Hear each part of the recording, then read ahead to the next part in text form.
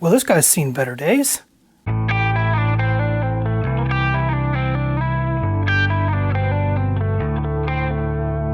This was a part of a recent Hunter's Lodge order, and this was initially the reason that I placed the order in the first place.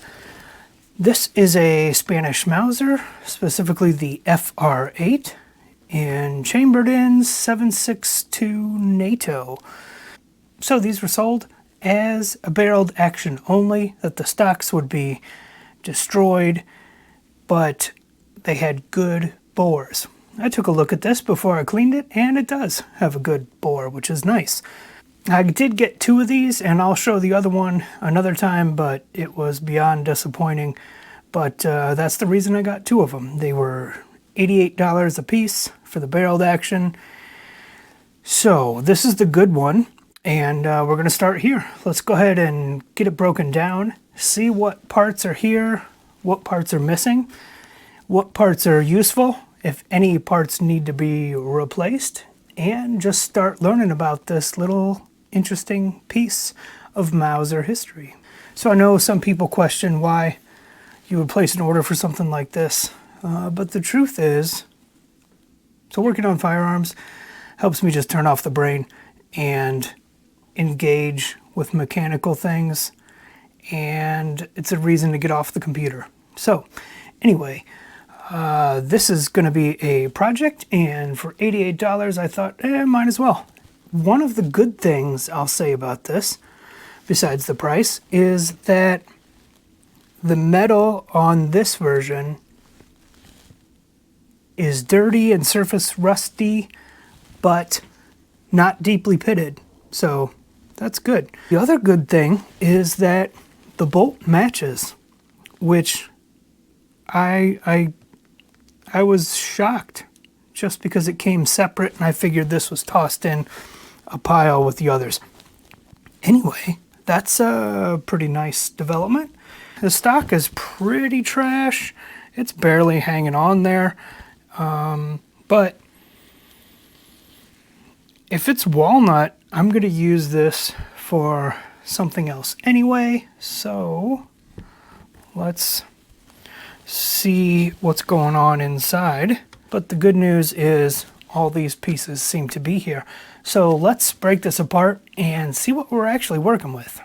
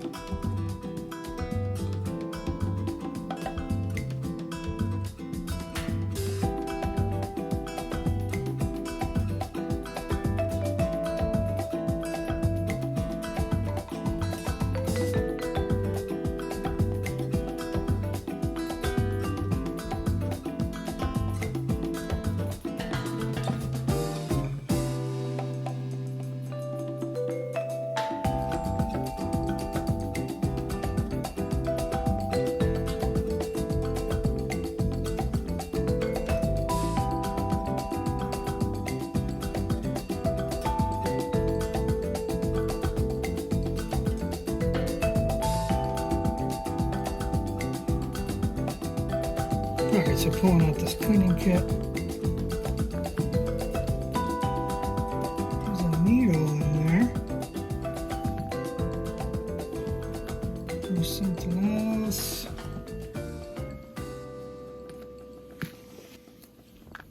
There's something else in here. Man, it'd be cool if this was something interesting. I've never found anything cool inside before. Holy shit, that's writing.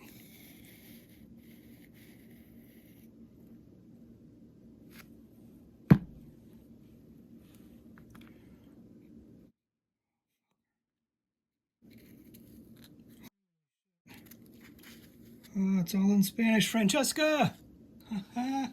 Awesome.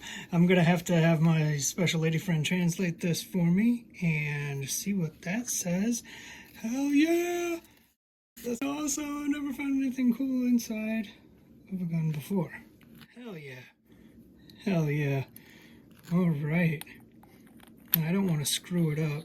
just because I opened it here. So, man, that's awesome. All right, I gotta look forward to seeing what that says. This cleaning kit is cool. I really wonder what that's gonna be. And it's already awesome. I've never found a note or anything before, and so this makes this entire order worth it for me. Let me go. I'll get that translated later on. Here we have most of the parts. Let's go ahead and start with the magazine and trigger group. I mean, it's pretty rough, but it's not. There's a little bit of pitting right there. There's quite a bit of rust, but it's not super pitted, and it looks as though it's all will be in good shape under there. Now here's the butt plate. This was a mess. This is really a mess underneath there. There is a stamp on the back. I can't quite read it. Let's see if we can get to that. Here's the magazine follower and spring.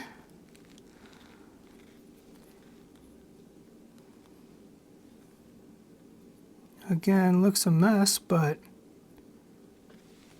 hopefully it'll clean up. Sling swivel. Again, dirty, but not trashed. And that's what I expected when I ordered this. I figured it would be just like this. So this is pretty awesome that there's a note of some kind in here. And my Spanish is not good enough yet to translate this. So I'm going to have to rely on my special lady friend when I see her to help me out with that one. In the meantime, let's have a look at the bolt. Can't believe the bolt's matching.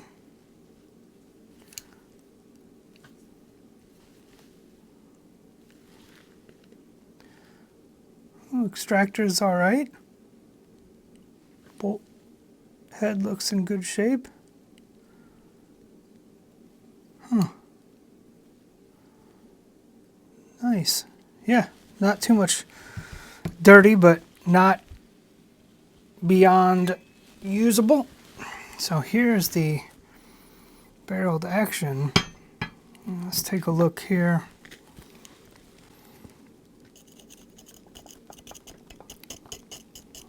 We do have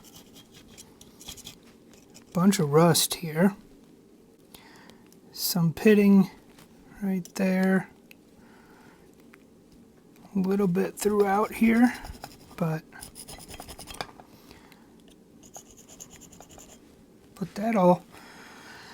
that'll come off. All right, so let's see, underneath, more of the same, but nothing too crazy in terms of pits. So now here's some right there under right side of the barrel, but nothing we can't live with. Here we go. We can see the import mark. And this is a Century Arms International. All right, and then yeah, of course there's no flash hider, but that's fine. I got one of those coming anyway. It's all right. I mean, this is pretty good in terms of what I was expecting. So, hey, we'll take it. If you want to see the stock, it's funny, you can still see the number in there. But there is some serious, couple major cracks in here. Who knows what happened to this thing? It's pretty dirty, but it's unfortunate that these stocks are trashed because there's a few small cartouches here that I will try and show if I can. And yeah, it sucks, but that's the name of the game. Actually, this piece of wood I bet would clean up pretty nice. But anyway, that is trash or material for another project. So, quick little update here after the first round on all the metal parts. It's looking pretty good. No major pitting, which is nice. So that'll be fine. This will all hopefully just come off pretty well. We've got some light pitting around the wood line and that sort of thing, but nothing I'm too concerned about. The barreled action looks worse than it is right now.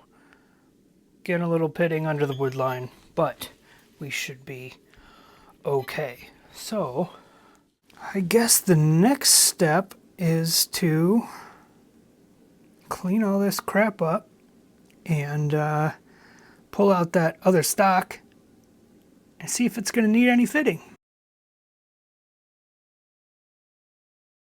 All right, so the metal parts are soaking for a couple days in some oil, and there's really nothing else I can do on that end. It's going to come out pretty good. The only issue I had was getting the sling mount off the back. That was just a huge pain in the butt.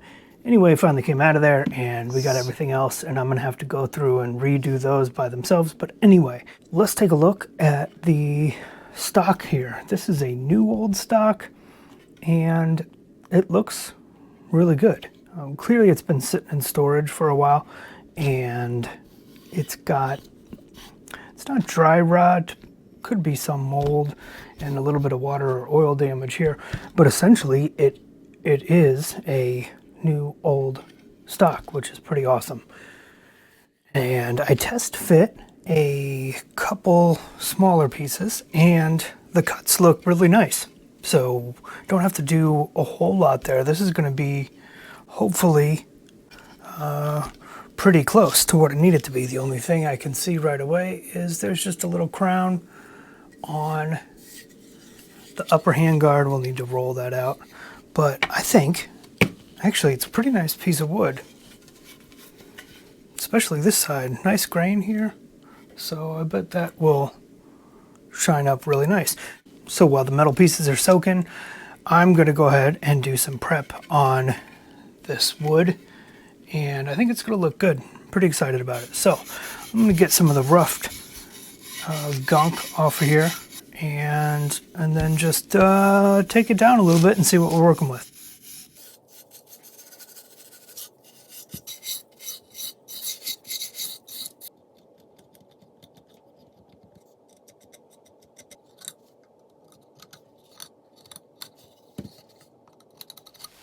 So, as things happen in life, this project has taken a little bit of a turn for me. As I was going over this stock, I was really starting to notice some of the water damage as I took a closer look here. And as I went to fit the barreled action, you can see that this stock is bent pretty significantly. Seems as though if these were in a warehouse, sort of sitting here and something heavy was on top of it, and then they got wet and eventually took the form of whatever was weighing it down. So at this point, this stock is no good to me, and I will have to reach out to them and see what they have to say about it. We'll see if they get back to me. I'll post an update. But for the time being, this is no good, and I won't be using it on this project. So I thought to myself, when I found the note anyway, I really enjoyed this little piece of history and thinking about how many people can identify with being stuck in a particular location that's uncomfortable. You're cold, you're wet, you're hungry, and you questioning the decisions of the individuals above your pay grade. Anyway, I thought it deserved something a little bit more than just another rifle on the rack. So I have a pretty good idea for that. But before we get too far, let's jump into everybody's favorite, which is physical reference materials. That's right, it's time for books.